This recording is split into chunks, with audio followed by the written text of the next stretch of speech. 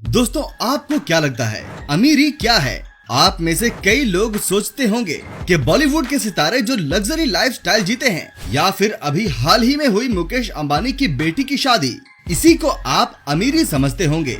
लेकिन कई बार कुछ लोग ऐसे भी होते हैं जो अमीर होकर भी एक साधारण जिंदगी जीते हैं। इसका सर्वश्रेष्ठ उदाहरण हमारे लेजेंडरी एक्टर नाना पाटेकर जी हैं, जिनकी नेटवर्थ करीब 50 करोड़ है। लेकिन फिर भी वो अपनी माँ के साथ 1 BHK के अपार्टमेंट में रहते हैं। वहीं हमारे भूतपूर्व राष्ट्रपति, जिन्हें मिसाइल मैन के नाम से भी जाना जाता है, डॉक्टर APJ अब्दुल कलाम, जिनकी नेटवर्थ करीब 300 करोड़ से भी ज्यादा थी, आखिरी समय पर उनके पास सिर्फ एक सूटकेस और उनका लैपटॉप ही था। दोस्तों, भले ही हम में से ज्यादातर लोग ये समझते हो कि अमीरी का मतलब लग्जरी लाइफस्टाइल है, पर आज भी ऐसे कई लोग हैं जो अपनी अमीरी का दिखावा नहीं करते हैं, लेकिन हैं बहुत अमीर। आज हम इस वीडियो में ऐसे ही कुछ लोगों के बारे में बात करेंगे। नंबर 1, रतन टाटा।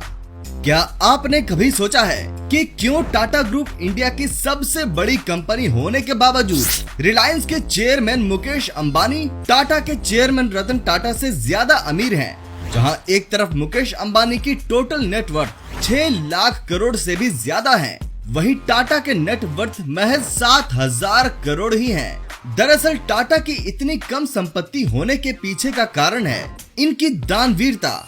रतन टाटा अपनी कमाई का लगभग 60% हिस्सा दान कर चुके हैं। टाटा अगर आज अपनी इतनी संपत्ति दान नहीं करते तो वे आज शायद इंडिया के सबसे अमीर इंसान होते। लेकिन Tata simple living, high thinking में विश्वास रखते हैं। टाटा इतने बड़ी दानी होने के साथ साथ एक केयरिंग इंसान भी हैं। एक बार की बात है जब टाटा में काम करने वाला एक एम्प्लॉय 2 साल से बीमार था। टाटा को जब इस बात की खबर मिलती है तो रतन टाटा बिना कुछ सोचे समझे, बिना किसी सिक्योरिटी के मुंबई से पुणे उस एम्प्लॉय से मिलने के लिए निकल पड़ते हैं।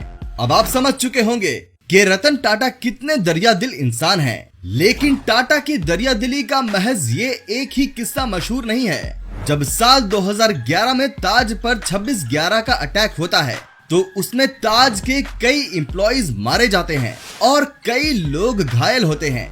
ताज होटल टाटा ग्रुप के अंडर में आती है, इसीलिए रतन टाटा उन सभी कर्मचारियों के घर गए जिन्होंने अपनों को खोया। टाटा ने उन लोगों की काफी मदद भी की।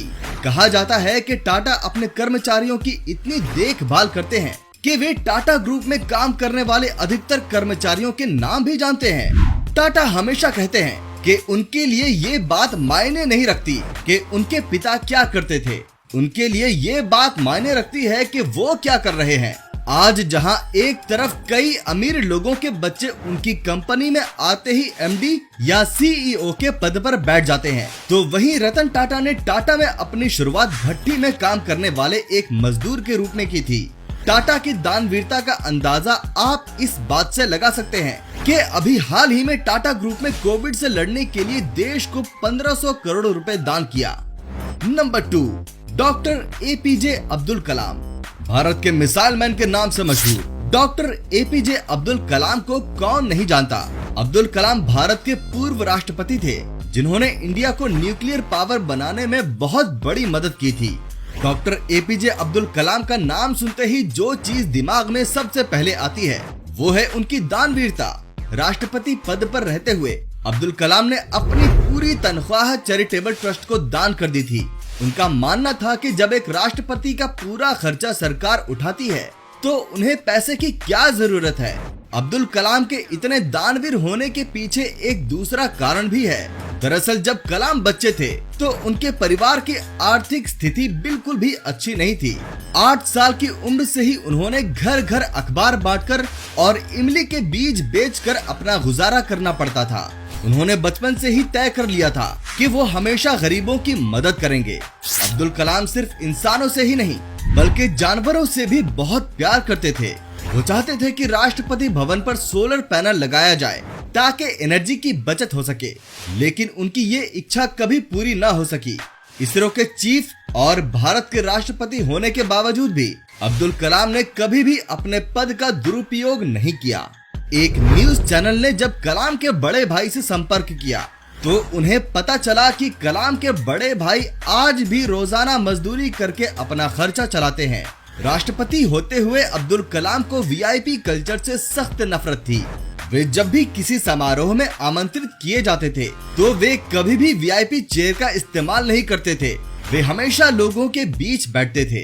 300 करोड़ की नेटवर्क और इतने बड़े व्यक्ति होने के बावजूद उनके आखिरी वक्त तक उनके पास सिर्फ किताबें, एक वीणा, एक सीडी प्लेयर, उनके कुछ कपड़े और एक लैपटॉप था। नंबर 3, नाना पाटेकर। दोस्तों, क्या आप जानते हैं कि बॉलीवुड के लेजेंडरी एक्टर नाना पाटेकर आज भी अपनी मां के साथ सिर्फ 1 BHK रूम में रहते हैं। अपनी हर फिल्म के लिए 1 से 2 करोड़ रुपए लेने वाले नाना पाटेकर ब्रांड एंडोर्समेंट के लिए भी 1 करोड़ तक लेते हैं, जिसके कारण उनकी नेटवर्थ लगभग 50 करोड़ रुपए है। लेकिन बावजूद इन सब के नाना आज भी बहुत ही साधारण तरीके से रहते हैं। नाना की इस सादगी के पीछे का कारण है उनके बचपन की गरीबी। बॉलीवुड में आने से पहले नाना अपने पेट पालने के लिए मजदूरी करते थे। बॉलीवुड से पहले नाना ने बहुत ही मुश्किल दौर देखा था, इसीलिए उनका मानना है कि आज उनके पास जो भी शानो शौकत और स्टारडम है ये टेम्पररी है। एक दिन ये सब उनका साथ छोड़ देगा, तब उनके लिए इसके बिना जीना मुश्किल हो जाएगा। इसीलिए वो कभी भी अपनी जड़ों को नहीं भूले। उन्होंने कभी खुद को स्टारडम की आदत नहीं लगने दी। नाना पाटेकर हर साल अपनी कमाई का लगभग 90% हिस्सा दान कर देते हैं। साल 2015 में उन्होंने गरीब किसानों की मदद के लिए नाम फाउंडेशन की स्थापना की और उन्होंने इस फाउंडेशन में 22 करोड़ रुपए दान भी दिए। नाम फाउंडेशन आज कई गरीब किसानों की सिंचाई और कृषि संबंधी उपकरण खरीदने में मदद करती है। नाम फाउंडेशन की स्थापना के बाद नाना कई किसानों से मिले और उन्होंने इन किसानों को ये भरोसा दिलाया कि अगर कभी भी उन्हें आत्महत्या जैसे ख्याल आए तो वे उनकी मदद के लिए खड़े हैं। नंबर 4, सोनू सूद। फिल्मों में विलेन का रोल करने वाले सोनू सूद रियल लाइफ में किसी हीरो से कम नहीं है। उन्होंने कोरोना वायरस की महामारी के दौरान किसी मसीहा का रोल अदा किया, जब पूरे देश में लॉकडाउन लगा था और सारे मजदूर मजबूरी में पैदल अपने घर को रवाना हो रहे थे। उस समय सोनू सूद ने किसी हीरो की तरह सभी मजदूरों को अपने घर तक पहुंचने में मदद की। उन्होंने इस महामारी के वक्त में जितना हो सके हर किसी की मदद के लिए आगे बढ़े। उनका दिल इतना बड़ा है कि उन्होंने मजदूरों के लिए अपनी प्रॉपर्टी भी बेच दी। इसके अलावा सोनू सूद ने डॉक्टर और हेल्थ वर्कर को PPE किट देकर भी मदद की। आज भी अगर ट्विटर पर उनसे कोई मदद की गुहार लगाता है तो वो मदद के लिए हमेशा तत्पर रहते हैं। नंबर 5, नारायण मूर्ति और सुधा मूर्ति। नारायण मूर्ति इंडिया की सबसे बड़ी IT कंपनी में से एक इंफोसिस के संस्थापक और CEO रह चुके हैं। इनकी पत्नी सुधा मूर्ति एक सोशल वर्कर और एक लेखक हैं। 17,000 करोड़ की संपत्ति के मालिक नारायण मूर्ति और सुधा मूर्ति की सादगी को देखकर कोई भी ये नहीं कह सकता कि ये इतने अमीर हैं। नारायण मूर्ति और सुधा जितने अमीर हैं उतने ही दानवीर भी हैं। अगर हम इनके परोपकारों के कामों की लिस्ट बनाने बैठे तो शायद ये लिस्ट कभी खत्म ही नहीं होगी। इंफोसिस फाउंडेशन की मदद से ये अब तक देश भर में 17,000 से भी ज्यादा लाइब्रेरीज खुलवा चुके हैं और प्राकृतिक आपदाओं से पीड़ित 2300 लोगों के लिए घर भी बनवाया है। साल 2018 में कर्नाटक में आई बाढ़ के लिए इन्होंने 25 करोड़ दान भी दिए। इसके अलावा इन्होंने अभी हाल ही में कोरोना में देश को 150 करोड़ भी दान दिए और कई हॉस्पिटल्स में PPE किट्स और जरूरी सामान भी दान किए। अगर इनकी सोशल लाइफ की बात करें तो सुधा जी ने सेक्स वर्कर्स और ट्रांसजेंडर्स के लिए बहुत काम किया है। ये अब तक 3000 महिलाओं को रेड लाइट एरिया के दलदल से बाहर निकाल चुकी हैं। तो दोस्तों, ये थे वो 5 नाम जो इतने अमीर होकर भी अपना जीवन सादगी से बिताना चाहा। अगर देखा जाए तो और भी बहुत से लोग ऐसे भारत में पाए जाएंगे और ये लिस्ट कभी पूरी नहीं हो सकती। अगर आप भी ऐसे किसी इंसान को जानते हैं तो हमें कमेंट में जरूर बताएं और आपको इनमें से सबसे ज्यादा कौन अच्छे लगते हैं ये भी जरूर बताएं। अगर आपको ये वीडियो पसंद आई है तो इसे लाइक करना ना भूलें और पेज को फॉलो कर लें ताकि ऐसे ही और वीडियोस आप अपने फेसबुक पर देख सकें। तो दोस्तों, मिलते हैं हमारी अगली वीडियो में। तब तक के लिए स्वस्थ रहें, मस्त रहें।